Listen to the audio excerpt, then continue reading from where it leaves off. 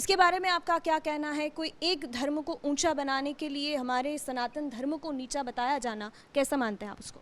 किसी भी धर्म की उन्नति दूसरे धर्म की निंदा करने से नहीं हो सकती। जिन लोगों का प्रश्न आपने किया है वो यह प्रश्न का संबंध स्वामी नारायण संप्रदाय से है, वो सब सनातन धर्मी ही हैं। एक विशेष संप्रदाय उन्होंने बना करके हमारे देवी देवताओं का अपमान करने का जो प्रयास किया है वो उनके संप्रदाय के लिए भी ठीक नहीं है, हमारे लिए तो ठीक है ही नहीं। उसके लिए आप देख ही रहे हैं क्या हो रहा है। उनके संप्रदाय की उन्नति ऐसा करने से नहीं होगी।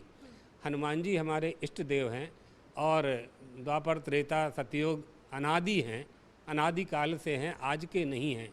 स्वामी नारायण महाराज 150, 200, 250 साल पहले उनका जन्म हुआ है या वो लोग अवतार मानते हैं। अपने गुरु की पूजा वो भगवान के रूप में कर सकते हैं, हम लोगों को कोई आपत्ति नहीं है, लेकिन वो हमारे भगवान के गुरु नहीं हो सकते।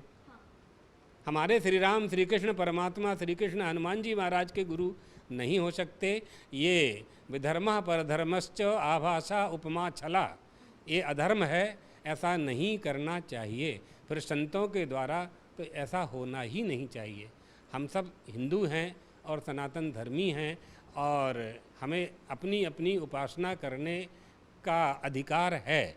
जिसकी जहाँ निष्ठा है, जहाँ श्रद्धा है, वहाँ वो उपासना करें, लेकिन दूसरे की उपासना में दूसरे के देवी देवताओं का अपमान करने का अधिकार किसी को नहीं है। स्वामी नारायण की बात नहीं है, और कोई भी संप्रदाय हो तो भी नहीं करना चाहिए, तो भी नहीं कर, कोई भी पूजा पद्धति ऐसा उपदेश नहीं करती। इसलिए अगर हम स्वामीनारायण संप्रदाय में वो लोग दीक्षित हैं और उसके अनुसार चलते हैं तो उनका ग्रंथ है शिक्षापत्री।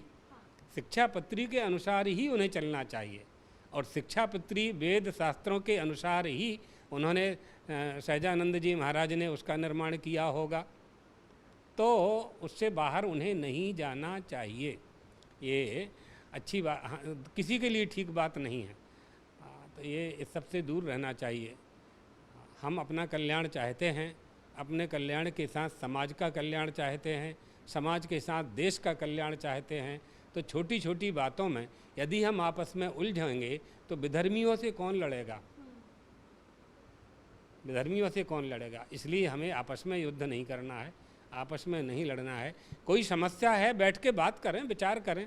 विचार करने के लिए परमात्मा ने मनुष्य को ऐसी शक्ति दी है कि विचार शक्ति चिंतन शक्ति मनुष्य के पास ही तो है। इसलिए मनुष्य के प्राणी मात्र में परमात्मा है, लेकिन मनुष्य के हृदय में वह परमात्मा विशेष रूप से विराजमान है। ब्रह्मावलोक धिषणम मुदमाप देवा। सारी सृष्टि का निर्माण करने के बाद जब परमात्मा ने मनुष्य की देह की रचना की, अत्यंत प्रसन्न हो गया कि इसमें मुझे यानी परमात्मा को जानने की सक्षम बुद्धि विद्यमान है। भगवान खुश होते हैं, आपस में नहीं लड़ना चाहिए।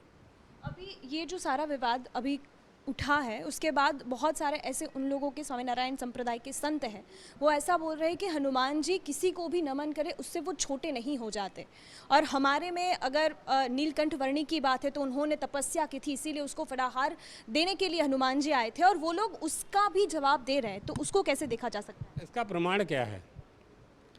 प्रत्येक वस्तु का प्रमाण चाहिए।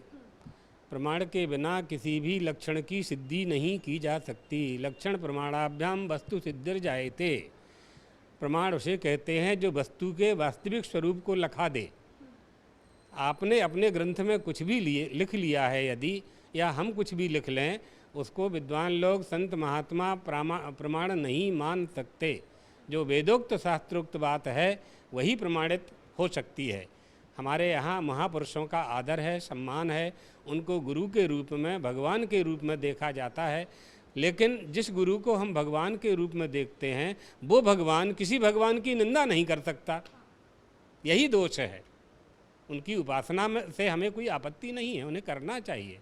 बहुत से संप्रदाय हैं हमारे देश में, हमारे देश में तो अनेकता में एकता की सिद्धि हो रही है। तो हम लोग तो अद्वैत सिद्धांतवादी हैं, प्राणी मात्र में परमात्मा का दर्शन करते हैं। भूतेषु भूतेषु विचित्य धीराः प्रेत्य अस्माल् लोकाद् अमृता भवन्ति। प्राणी मात्र में परमात्मा का दर्शन करने वाला अमृत तत्व को प्राप्त कर लेता है। ये भगवान छोटा है और ये बड़ा है, अगर वो ऐसा कहेंगे कि हनुमान जी इससे छोटे बड़े नहीं हो जाएंगे, तो आपकी जो जिनकी आप आराधना करते हो उनके लिए दूसरे धर्मावलंबी ऐसा करने लगें तो फिर आप आंदोलन करोगे, तो ये तो अब व्यवस्था फैल जाएगी, इसका कोई अंत नहीं हो सकता है।